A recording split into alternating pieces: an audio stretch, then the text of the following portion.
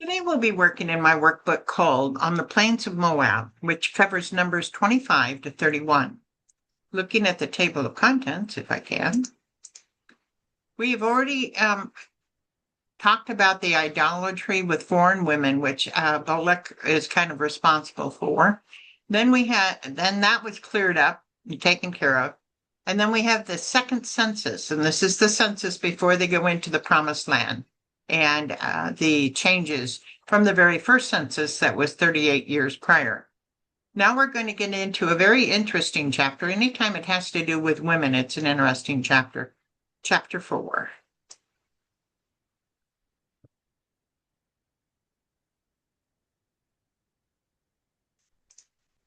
The inheritance is Zelophehad's daughters. Zelophehad's daughter. PH is F, remember. Zelophehad.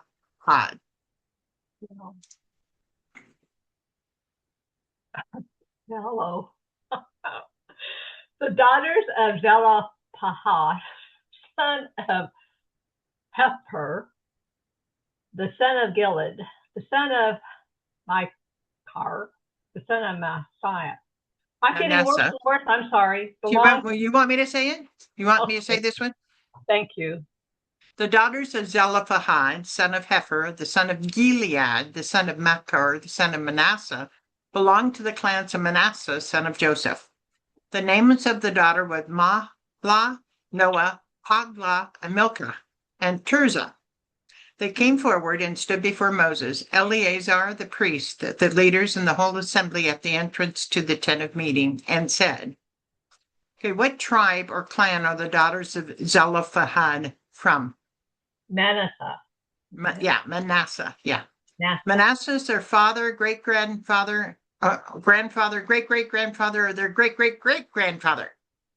Great-great-great-grandfather. Right. Is there any mention of a brother? No. Who all did they stand in front of? Moses and Eleazar.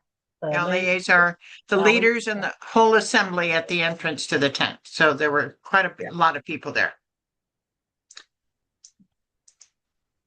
Our father died in the wilderness. He was not among Korah's followers who band together against the Lord, but he died on his own sin and left no sons. Why should our father's name disappear from his clan because he had no son?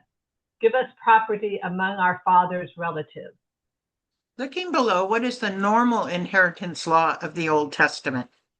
Keep land within the family tribe from fathers to sons.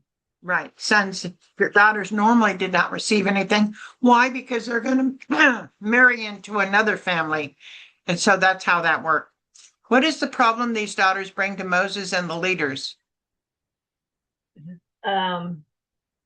He died leaving only daughters. Right. And he had property, and now where does that property go? All the men over the age of 20 at the time of the first census have died for their own sin. But what did the daughters say in defense of their father? He was not among Korah's followers. Right. So he didn't have the sin of rebellion. He just had the normal sin. What is the daughter's request? Inherit what would have gone to their fathers. Mm-hmm. There were many ways that these daughters could have approached this problem. They could complain, they could stir up a rebellion for their cause, or they could bring the problem to Moses to see what God's answer is. Why do you think the approach they took was the right one? I guess it was the best decision for Moses to handle. Well, they went through the proper authorities. They didn't rebel or get upset. They brought it to the proper authorities, right to Moses, to see about an answer. So that was the right thing to do. Even though normally they would have gotten an answer that they would have expected, which is, sorry guys, but Moses didn't do it that way. Moses brought their case before the Lord, and the Lord said to him, what? Now I can't say it. Zelophehad's daughters are saying is right. You must certainly give them property as an inheritance among their father's relatives and give their father's inheritance to them. What did Moses do with the request? Brought it before the Lord. A personal note here, I am tremendously proud of Moses at this point. Women in that time generally did not have rights. The men would have probably supported him completely if he said inheritance rules are already established, therefore he did not need to go to God for an answer. But he didn't. He brought it to God. Even today in a male-dominated Christian mission field where there are still rules on what women can and cannot do, I wish we could go to a final authority like Moses through God to either clarify or explain when rules seem unfair to women. Did the Lord stand by the rules as they were, that his inheritance goes to the sons, or did he make a provision for this situation? Number 2. Oh, we didn't do number 1. Or did we? Oh, yeah, we Yeah, did. he brought it to Yeah, the Lord. that's right. I get behind. The Lord made a provision for this. Right. What did the Lord say regarding this problem? What the daughters are saying is right. Property as an inheritance among their father's relatives. This is the land given to the Manasseh clan. Their father's inheritance is the portion of the land of Manasseh belonging specifically to their father. Do you think this is the one and only time this situation occurred in the 2 million people? No, maybe in other groups. Right. And even from then forward, that's been brought up as an example of what to do.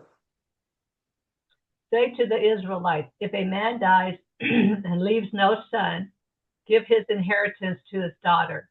If he has no daughter, give his inheritance to his brothers. If he has no brothers, give his inheritance to his father's brothers. If his father had no brothers, give his inheritance to the nearest relative in his clan, that he may possess it. This is to have the force of law for the Israelites as the Lord commanded Moses. And this kept the land for Manasseh, always Manasseh land. The land for Judah, always Judah land. And so that was important. This new inheritance law states, if a man dies without a son, then give his inheritance to his daughter. If a man dies without children, then give his inheritance to his brother. If a man dies without children or brothers, then give his inheritance to his father's brother.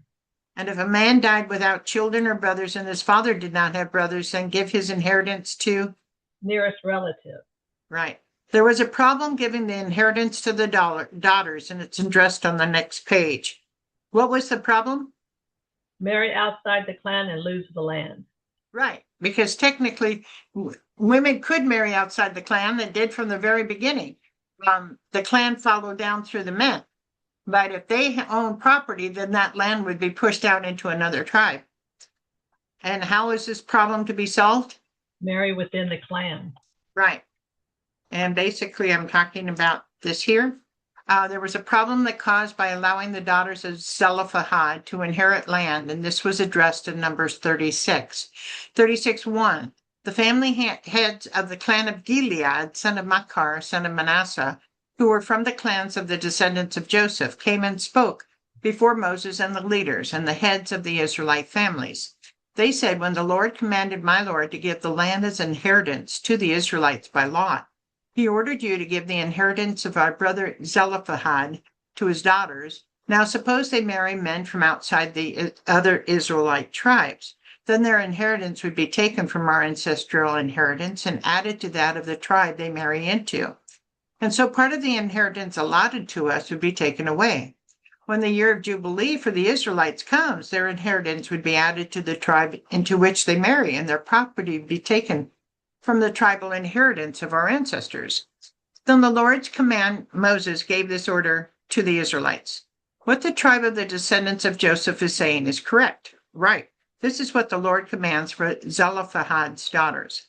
They may marry anyone they please as long as they marry within their father's tribal clan. No inheritance in Israel is to pass from one tribe to another, for every Israelite shall keep the tribal inheritance of their ancestors. And every daughter who inherits land in any Israelite tribe must marry someone in her tribal clan, so that every Israelite will possess the inheritance of their ancestors. No inheritance may pass from one tribe to another, for each Israelite tribe is to keep the land it inherits. So Zelophehad's daughters did as the Lord commanded Moses.